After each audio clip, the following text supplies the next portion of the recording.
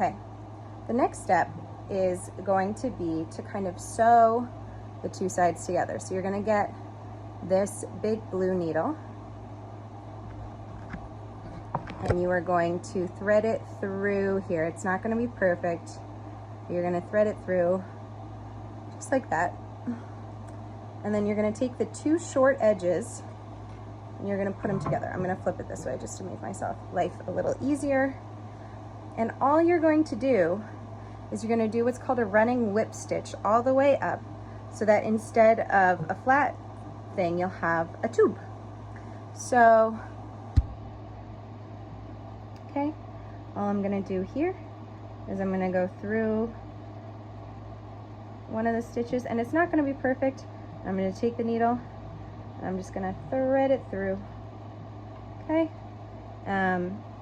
You can go back and forth, but I just like to go one way, where I'm just going to find the little holes and thread it through. Okay. Find little holes where the needle naturally seems to go and thread it through. And you want it to be, you know, but you can see it kind of blends in. It's not like showing up really, so it's not super important that you, but it's just like I usually try to find the next stitch above.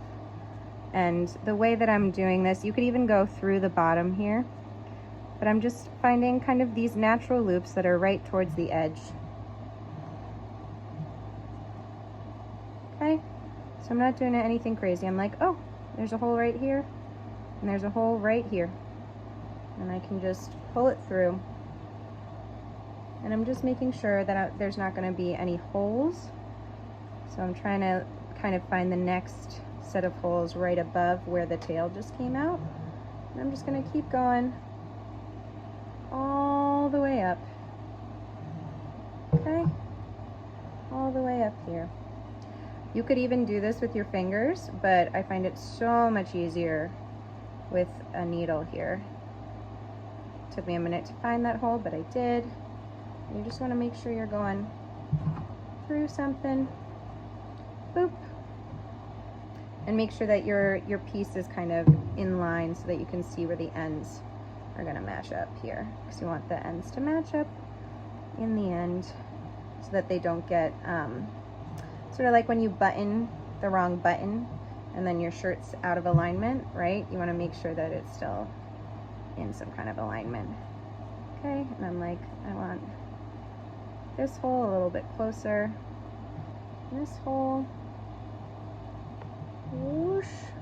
Oh, I keep getting my thread cut on the corner of my table here.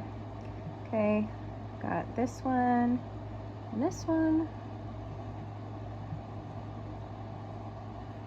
And I've got this one and this one.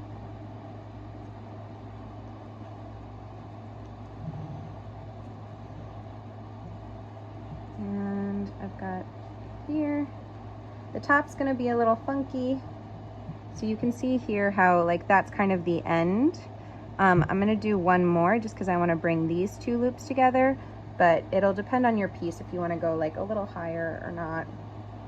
But that's probably good right about there. And that's how you whip stitch it up. I'm gonna do a little knot here. So I'm gonna go back through the loop I just came.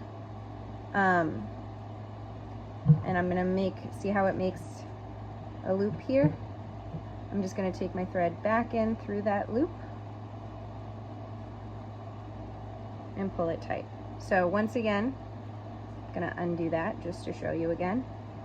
See, I pulled it through until there was this loop. There's just this hole, and I can see kind of where the thread is coming through here, and I'm just gonna go the opposite way through the hole. And that's just gonna make a little knot for me, just to make sure that all the work I just did is not gonna come undone. And that's the whip stitch. Ta-da!